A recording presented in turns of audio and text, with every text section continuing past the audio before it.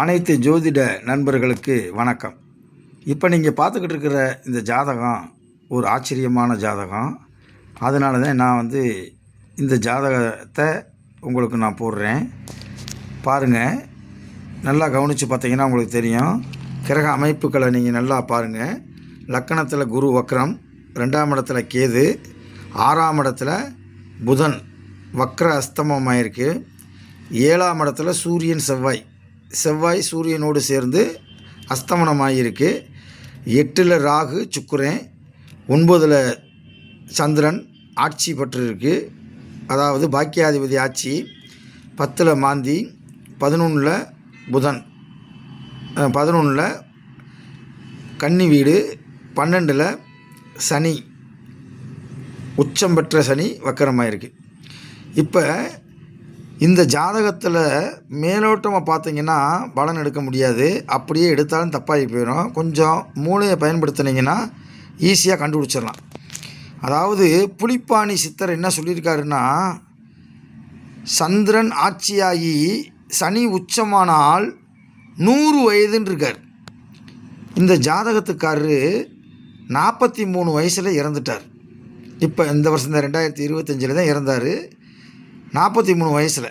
அப்போ ஒரு ஃபார்முலாவை நீங்கள் நேரடியாக அப்ளை பண்ணக்கூடாது. இங்கே கவனிக்கணும், இங்கே சனி உச்சம், சந்திரன் ஆட்சி. அப்போ புலிப்பாணி சித்தர் என்ன சொல்கிறாரு, சந்திரன் ஆட்சியாகி சனி அவன் உச்சமானால் 100 வயதுன்றார். இவர் எப்படி 44 வயதில் இறந்தார்?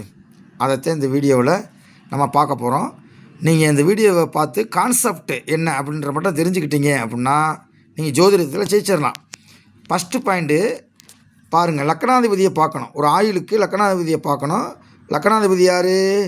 விருச்சிகத்துக்கு செவ்வாய் 7ஆம் இடத்துலேருந்து அஸ்தமனம் ஆகிவிட்டது.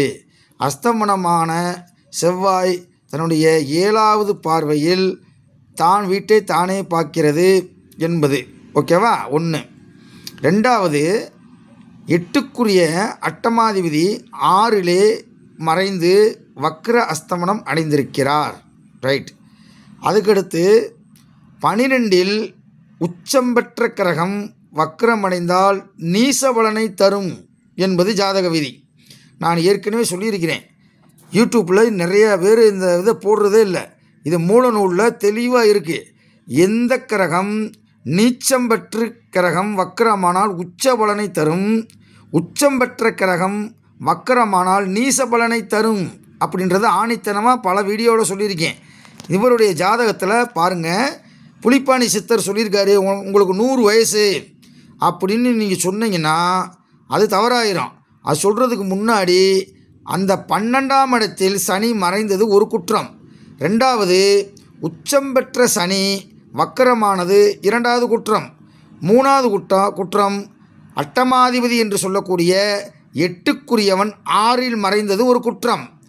6ல் மறைந்து வக்ர அஸ்தமனம் பெற்ற புதன் தன்னுடைய 7வது பார்வையில் சனியை பார்த்து விட்டார். அப்போ அட்டமாதிபதியினுடைய தொடர்பு சனிக்கு வந்தது. ஆகவே ஆயுளை தரக்கூடிய சனி பகவான் ஆயுளை தரவில்லை. அவருக்கு 43 வயதிலே திடீர்னு உடம்பு முடியாமல் போச்சு. ஆஸ்பத்திரியில் சேர்த்தாங்க.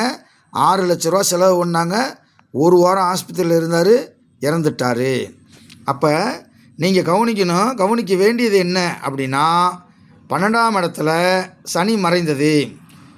அதாவது 3ஆம் இடம் என்பது லேசான மறைவு, 6ஆம் இடம் 3ஆம் இடத்தை விட கூடிய மறைவு, 8ஆம் இடம் 6ஆம் இடத்தை விட பெரிய மறைவு, 12ஆம் இடம் இருக்கிறதுலே பெரிய மறைவு.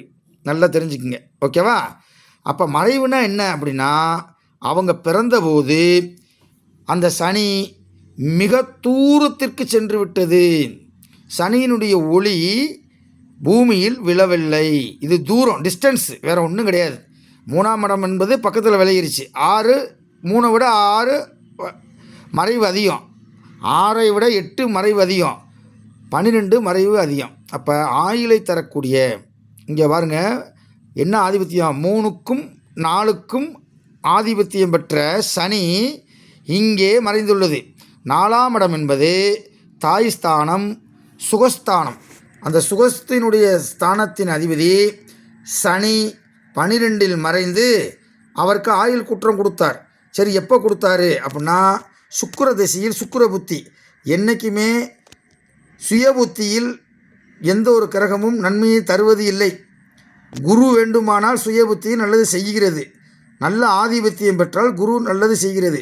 இவருக்கு சுக்கிர திசையில் சுக்கிர புத்தியில் ஏன் மரணம் வந்தது என்று நான் ஆய்வு செய்து பார்க்கிறேன். சுக்கிரன் ராகுவினுடைய சாரத்தை வாங்கியிருக்கு. ராகு 8ஆம் இடத்தில் இருக்கிறது. பாருங்கள், 8இல் இருக்கக்கூடியவனுடைய கண்டமோ 8ஆம் அதிபதியினுடைய திசையில் கண்டமோ ஏற்படும் என்பது ஜாதக விதி. இங்கு சுக்கிர திசையில் சுக்கிர புத்தியில் சுய புத்தியில் 31/10/2023 டு 2/3/2027க்குள் அவருக்கு மரணம் நிகழும் என்பது இந்த ஜாதக கட்டம் தெளிவாக சொல்லுது. அப்போ 8ஆம் இடத்துல இருக்கக்கூடியவருடைய திசை புத்தியில் வரும்போது மரணம் நிகழும். அல்லது 8ஆம் இடத்திற்குரிய அதிபதி யாரோ அவர் இங்கே 6ல் மறைஞ்சிட்டாரு. அப்போ நீங்கள் சில பேர் சொல்லுவீங்க 8க்குரியவன் மறைஞ்சால் நல்லது தானே அப்படின்னு. மறைஞ்சால் நல்லது தான். மறைந்த புதன் வக்ர அஸ்தமனமாகி தன்னுடைய அட்டமாதிபதியினுடைய பார்வை சனிக்கு கிடச்சிருச்சு. அந்த சனியும் ராகு இந்த சுக்கிரனும் 8இல் இருக்கார். சுக்கிரன் யாருடைய சாரத்தை வாங்கியிருக்காரு? ராகுவோடைய சாரத்தை வாங்கியிருக்காரு. கரெக்டாக அவருக்கு 8ஆம் இடத்தில் நடக்கக்கூடிய அந்த திசாபுத்தி வரும்போது மரணத்தை கொடுத்தது. திடீர் மரணம். நல்ல ஹெல்த்து, நல்லா உடம்பு வச்சுருப்பார். திடீர்னு எதிர்பாராமல் மரணத்தை கொடுத்தது. அப்போ பாருங்கள், இந்த ஜாதக விதிப்படி தான் ஒவ்வொரு மனுஷனும் வாழ்ந்துக்கிட்டு இருக்கோம் அப்படின்றதுக்கு இந்த ஜாதகம் ஒரு எடுத்துக்காட்டு ஜாதகம். நீங்கள் சனி உச்சமாக இருக்குது, சந்திரன் ஆட்சியாக இருக்குது, உனக்கு 100 வயசு, கேரண்டி வாரண்டி அப்படின்னு கொடுத்து நீங்கள் அனுப்பிட்டீங்க அப்படின்னா அது ஜோசியக்காரங்களுக்கு மீது ஒரு தப்பான எண்ணம் வந்துடும். ஜோசியத்தின் மீதும் ஒரு நம்பிக்கை இல்லாமல் போயிடும். அப்போ அப்படி இருந்தால் பல கோணத்தில் அந்த ஜாதகத்தை பார்க்கணும். இருக்கக்கூடிய இடம் ஸ்தான பலம் பார்க்கணும். அந்த உச்சம் பெற்ற சனி வக்கரம் அடைந்திருக்கிறார், அதை கவனம் செலுத்தணும். யாருடைய சாரம் வாங்கியிருக்கு அதே மேட்ரு. சுக்கிரன் திசையில் ராகு சாரம் வாங்கியிருக்கு. சுக்கிரன் ராகுவும் பாருங்கள் கரெக்டாக 8இல் உட்காந்துருக்கு. 8இல் இருந்து ஆயுள் கண்டத்தை கொடுத்துச்சு. திடீர்னு மரணம். இது ஒரு உதாரண ஜாதகம். இந்த கான்செப்டை நீங்கள் புரிஞ்சுக்கிட்டீங்க அப்படின்னா மிகப்பெரிய ஒரு இது உண்டாகும். பாருங்கள், 7ஆம் இடத்துல சூரியன் செவ்வாய் சேர்ந்துருக்கு. இது மனைவிக்கும் தோஷத்தை கொடுக்கும். அதைத்தான் இதை காட்டுது, இண்டிகேட் பண்ணுது. 7ஆம் இடத்துல சூரியன் செவ்வாய் இருந்துச்சுன்னா அடுத்து இவருக்கு சூரியன் செவ்வாய் தொடர்பு வரும்போது அவருடைய மனைவிக்கு இது பிரச்சனையை கொடுக்கும். ஓகேவா? நிறையா பேர் பார்க்குறீங்க, ஆனால் லைக் பண்ண மாட்டேங்கிறீங்க, ஷேர் பண்ண மாட்டேங்கிறீங்க, சப்ஸ்கிரைபர் பண்ண மாட்டேங்கிறீங்க. ஒரு வீடியோவை 6000 பேர் பார்த்துருக்கீங்க, சந்தோஷம். எத்தனை பேர் லைக் பண்ணியிருக்காங்க அப்படின்னு பார்த்தோம்னா 13 பேர் லைக் பண்ணியிருக்காங்க. நல்ல மனிதர்கள் இன்றைக்கி ரொம்ப குறைஞ்சி போயிட்டாங்க.